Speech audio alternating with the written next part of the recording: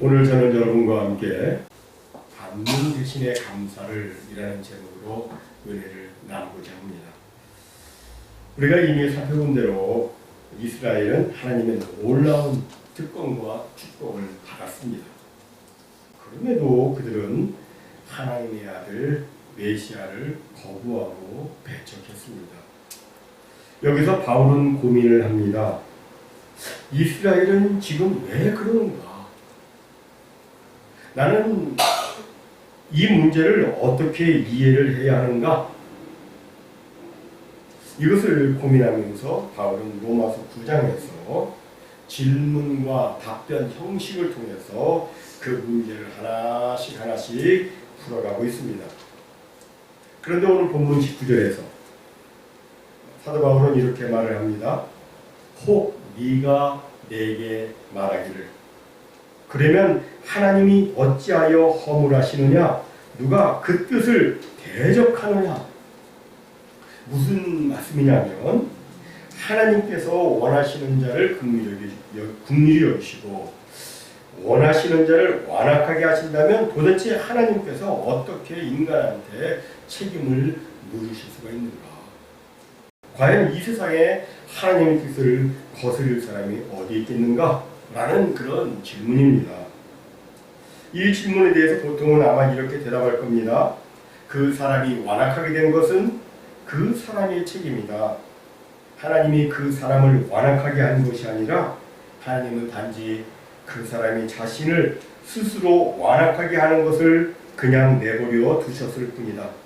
따라서 죄악의 책임은 그 사람에게 있기에 하나님은 그에게 책임을 물으실 수 있다. 이런 식으로 대답을 할 것입니다. 물론 이 대답도 맞습니다. 하지만 그런데 사도 바울은 오늘 본문에서 그렇게 답변하지 않고 20절에서 이렇게 말을 합니다. 이 사람아, 네가 누구이기에 감히 하나님께 반문하느냐? 지음을 받은 물건이 지은 자에게 어찌 나를 이같이 만들었느냐 말하겠느냐? 여기 이 사람아 라는 말은 아주 강한 논주의 말이죠. 다시 말해서 적반하장도 유분수지 네가 뭔데 감히 하나님을 트집 잡아가며 따져 묻느냐는 것입니다. 즉 너는 피조물이고 하나님은 조물주라는 것을 알라는 겁니다. 조물주께서 만들지 않았다면 있지도 않을 존재가 조물주한테 항변하는 것이 가당키나 하느냐 말입니다.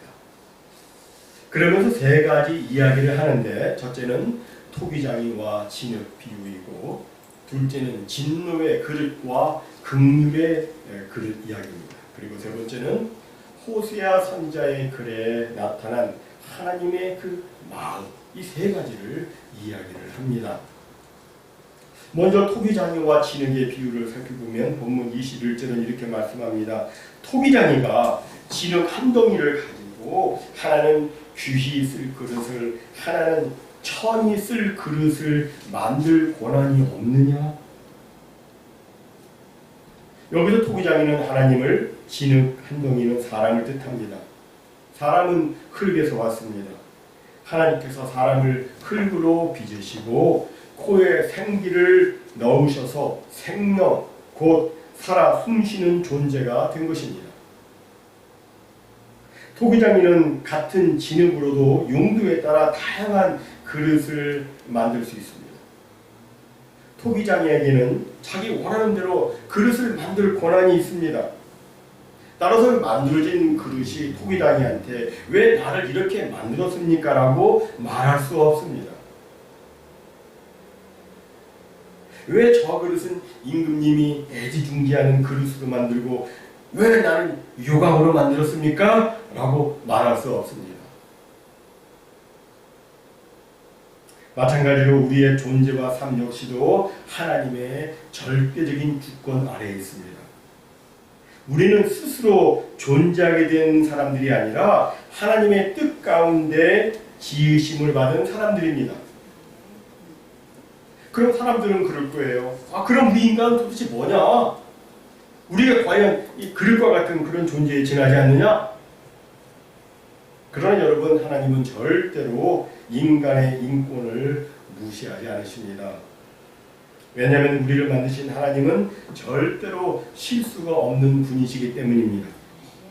하나님은 우리 인간을 아무 계획 없이 함부로 만드신 것이 아니라 꼭 필요해서 만드시는 분이십니다. 세상 사람들이 보기에 그저 그런 그릇처럼 보여도 하나님은 꼭 필요해서 만드셨지 나를 혹은 다른 사람을 천대해서 만드신 것이 아닙니다. 사람들은 실수로 악의를 당할 수 있지만 하나님은 절대로 우리를 실수로 만드시지 않습니다. 이것을 제대로 알고 있다면 인간의 존엄성이나 자존감을 잃지 않게 됩니다.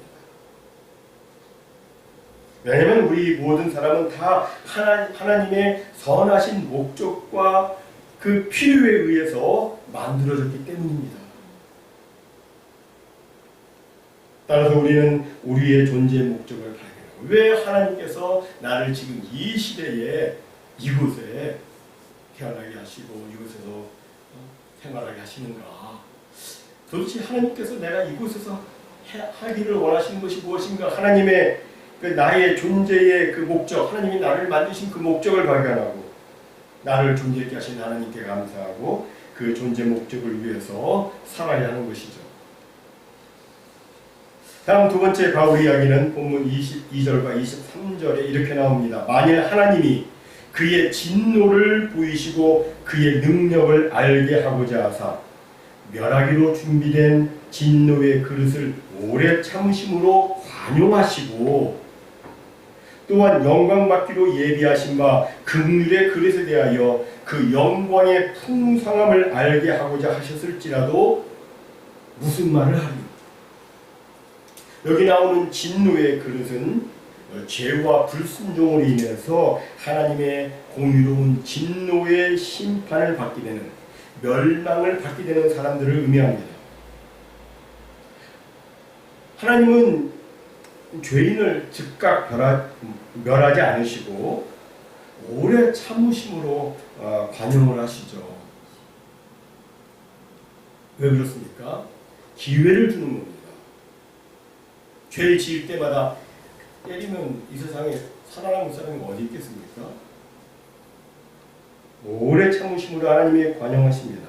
하지만 하나님의 인내와 긍휼을 무시하고 끝내 회개하지 않는 자에게는 반드시 그의 죄에 대해서 공의롭게 진노의 심판을 베푸십니다. 여러분, 진노의 그릇은 결국 하나님의 공의로운 심판 아래 놓이게 됩니다. 하지만 하나님은 그 심판을 원하시는 게 아니에요. 하나님이 원하시는 바는 심판이 아닙니다. 에스겔서 18장 23절은 이렇게 말씀합니다. 주 여호와의 말씀이니라. 내가 어찌 악인이 죽는 것을 조금인들 기뻐하랴. 그가 돌이켜 그 길에서 떠나 사는 것을 어찌 기뻐하지 아니하겠느냐. 여러분, 이것이 하나님의 마음입니다. 따라서 우리도 하나님의 자녀이니까 아버지 하나님의 그 마음을 닮아야 되죠. 아버지 하나님의 그 마음을 품고 우리도 주변에 사람들을 불쌍히 여겨야 하는 겁니다.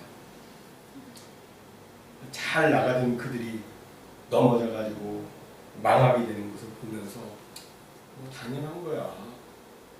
니네 그렇게 살았으니까 그렇게 될 수밖에 없어 라고 여길 것이 아니라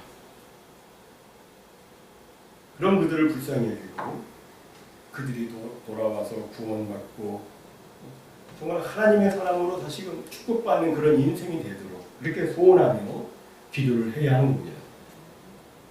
그런데 오늘 본문에 보면 진노의 그릇과 정반대되는 그릇이 있는데 그 그릇은 긍휼의 그릇입니다.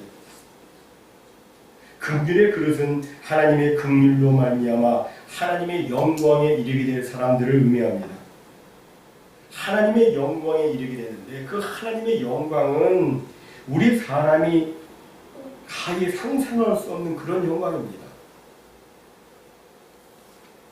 그런데 그 놀라운 영광을 우리 성도가 우리 주 예수 그리스도와 함께 상속할 것이라고 성경은 말씀하고 있습니다. 우리 모두는 하나님의 영광을 함께 받아 누리게 될 공동 상속자들입니다. 따라서 우리는 하나님의 영광을, 그 귀한 영광을 받아 누릴 공동 상속자들, 모두가 공동 상속자들이니까 서로를 바라볼 때 정말 귀하게 여겨야 되고 소중히 여겨야 되고 또 존중해야 되는 것이죠. 얼마나 귀하신 분들이에요. 정말 귀한 분들입니다. 그리고 우리는 우리를 긍휼의 그릇으로 삼아주신 하나님 앞에서 늘 겸손하며 또 감사해야 됩니다. 우리는 우리가 긍휼의 그릇이라고 진노의 그릇을 향해서 교만하게 대하거나 또 그들을 무시하면 안 됩니다. 우리는 우리가 부르심을 받은 목적대로 우리의 삶을 통해서 자주 부르는 일상, 우리의 일상을 통해서 하나님의 영광의 부유함과 그 풍성함을 전하는 사람이 되어야 하는 겁니다. 솔직히 우리는 모두 이전에는 긍휼의 그릇이 아니었습니다. 우리는 본질상 진노의 자녀였습니다. 그런데 우리는 긍휼의 그릇이 되었습니다. 우리가 긍휼의 그릇이 된 것은 우리의 노력이나 착함 때문이 아니라 오직 전적인 하나님의 은혜와 주권적인 선택 덕분입니다. 본문 24절은 이렇게 말씀합니다. 이 그릇은 우리니, 이 긍휼의 그릇, 하나님의 긍휼하심을 얻은 그릇은 우리니 곧 유대인 중에서뿐만 아니라 이방인 중에서도 부르신 자니라. 무슨 말씀입니까? 우리는 본래 언약 밖에 있던 이방인이었지만 하나님의 그 풍성한 긍휼로 말미암아 하나님의 그 존귀한 백성으로, 하나님의 긍휼을 입은 백성으로 부르심을 받았다는 의미입니다. 이런 우리이기에 우리가 하나님을 향해서 이건 뭐 하나님 잘못된 거 아닙니까? 라고 말할 수가 없는 것이죠. 우리는 진노의 그릇에서 국민의 그릇이 됐잖아요. 이런 우리가 뭐 하나님을 향해서 뭐 하나님 잘못됐으면 하나님 불의합니다 이렇게 말할 수 있습니까? 하나님을 향해서 왜 나를 이렇게 만드셨습니까가 아니라 이런 나를 사랑해 주시니 참으로 감사합니다 라고 이렇게 바뀌어야 하는 겁니다. 어느 고아원이 화재로 무너졌습니다. 많은 아이들이 다쳤고 어떤 아이는 얼굴에 큰 흉터가 남았습니다.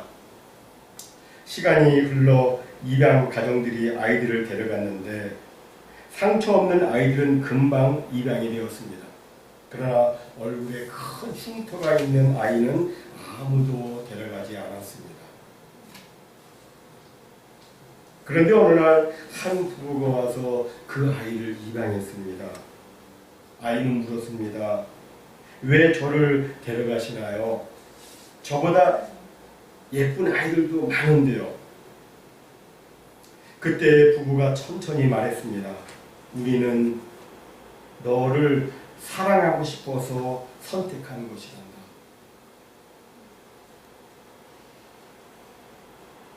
우리는 네가 사랑받을 만해서 선택한 것이 아니라 너를 사랑하고 싶어서 선택한 것이란다. 우리의 구원도 그렇습니다. 우리는 사랑받을 만한 존재였기 때문에 택함받은 것이 아닙니다. 그저 하나님께서 사랑하셨기 때문에, 그저 하나님께서 그 풍성한 긍휼을 베풀어 주셨기 때문에 우리는 하나님의 자녀, 긍휼의 그릇이 된 것입니다. 마지막 세 번째로 바울은 호세아 선지자의 글을 인용합니다. 호세아서를 우리가 보게 되면 하나님께서 호세아 선지자한테 이상한 말씀을 하십니다. 어떤 내용이냐면 너는 자기 음란한 여인 고멜과 결혼을 해라. 참으로 이해하기 어렵고 받아들일 수 없는 그런 명령이었습니다. 하지만 하나님의 명령이니까 호세아는 순종을 했습니다. 그래서 그 음란한 여인을 결혼해서 가정을 꾸리는데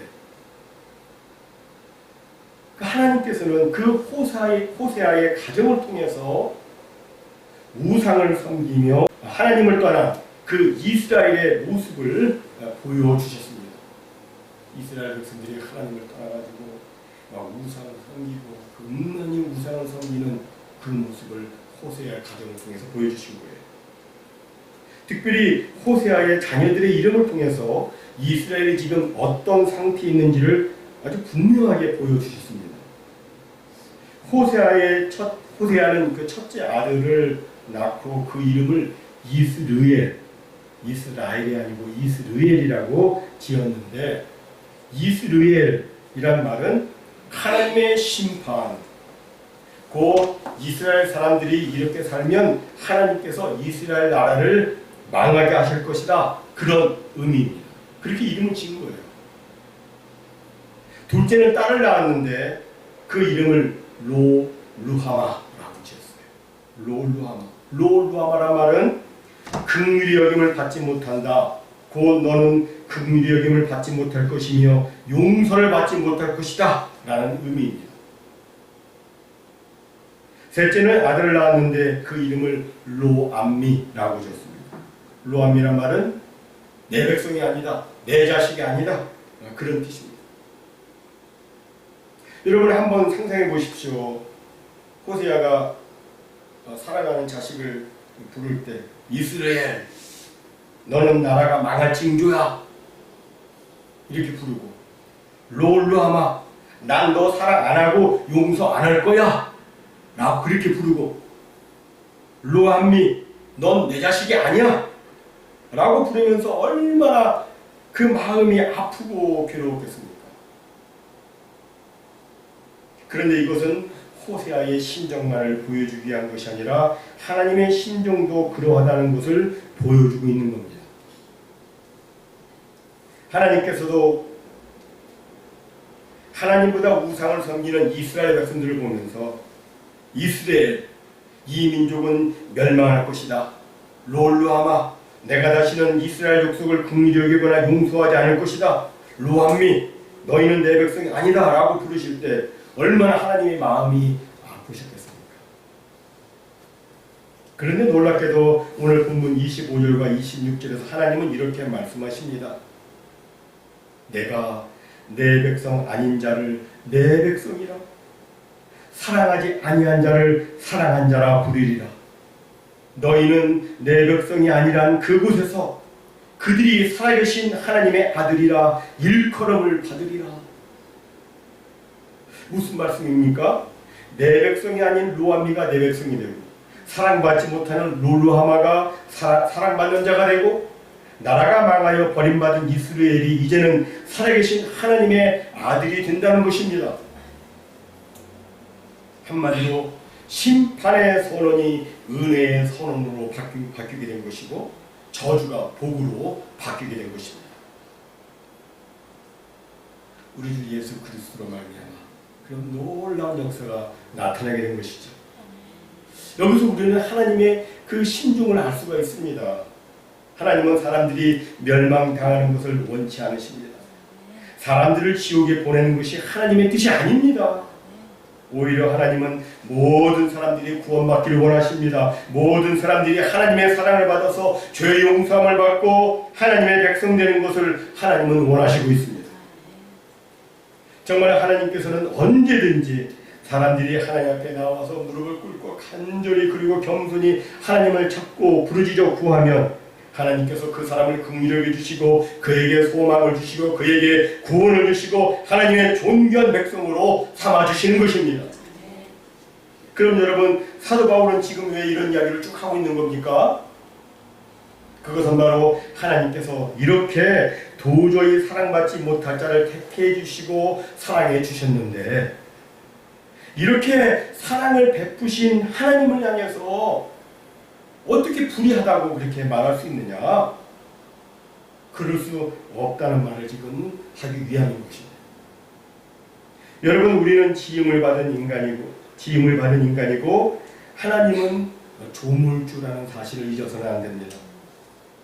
피조물에 대한 조물주의 주권은 절대적이죠. 여러분이 뭘 만드셨는데 그걸 뭐 이렇게 고치는 그건 여러분 마음이잖아요. 우리는 피조물이에요. 따라서 우리는 하나님 앞에 반문하려 하지 말고 겸손한 태도로 하나님 앞에 순복을 해야 됩니다. 그리고 나 같은 죄인 살려주신 주님의 은혜에 감사하며 나를 진노의 그릇이 아닌 긍휼의 그릇으로 삼아주심에 감사하고, 그리고 호세아 선지자의 음란한 아내처럼 구원받고 나서도 악한 꾀를 내어서 죄를 짓고, 용서함 받고 나서도 악한 습관에 따라서 또 죄를 짓고, 은혜를 받고 나서도 자신을 합리화하면서 죄를 또 짓는 나이지만, 그래도 이런 나를 용서해서 끝내는 너는 내 백성이다라고, 너는 내 자식이라고, 내가 너를 사랑할 것이라고, 내가 너를 구원할 것이라고 말씀하시며 사랑해 주시는 하나님께 우리는 정말 감사해야 하는 것입니다. 정리하자면 오늘 본문은 우리에게 매우 중요한 한 가지 질문을 던지고 있는데, 그것은 바로 나는 하나님께 무엇을 묻고 있는가입니다. 우리는 종종 하나님께 묻습니다. 왜 나입니까? 왜 이런 환경입니까? 왜 이런 가정입니까? 왜 이런 고난입니까? 그러나 바울은 말합니다. 이 사람아, 네가 누구에 감히 하나님께 반문하느냐? 물론 우리는 다 이해할 수 없습니다. 그러나 분명히 아는 것이 있습니다. 그것은 바로 하나님은 우리를 진노의 그릇으로 버려두지 않으시고 긍휼의 그릇으로 삼아 주셨다는 것입니다. 하나님은 루암미를 내 백성이라 부르셨고, 롤루하마를 사랑받는 자라 부르셨고, 죄인을 하나님의 아들이라 불러주셨습니다. 그렇다면 우리의 인생도 달라져야 됩니다. 왜라는 질문보다 감사합니다라는 고백이 많아져야 됩니다. 왜 나를 이렇게 만드셨습니까? 보다 이런 나를 구원해 주셔서 감사합니다가 되어야 되고, 왜 내 삶이 이렇습니까가 아니라 이런 삶 속에서도 나를 붙들어 주신 주님의 은혜에 정말 감사합니다, 이렇게 바뀌어야 되는 겁니다. 사랑하는 성도 여러분, 우리가 하나님을 향하여 반문하는 것은 믿음을 약하게 합니다. 하지만 감사는 믿음을 자라게 합니다. 원망은 하나님의 손을 못 보게 하지만 감사는 하나님의 은혜를 보게 합니다. 그러므로 우리는 반문 대신에 감사를 선택해야 하는 겁니다. 하나님을 향한 감사 속에서 하나님의 긍휼과 영광을 더욱 깊이 경험하고, 성도가 서로에 대해서 귀히 여기고 소중히 여기고 존중히 여기는 그런 정말 영광스러운, 정말 멋진 성도의 삶을 살아야 하는 것입니다.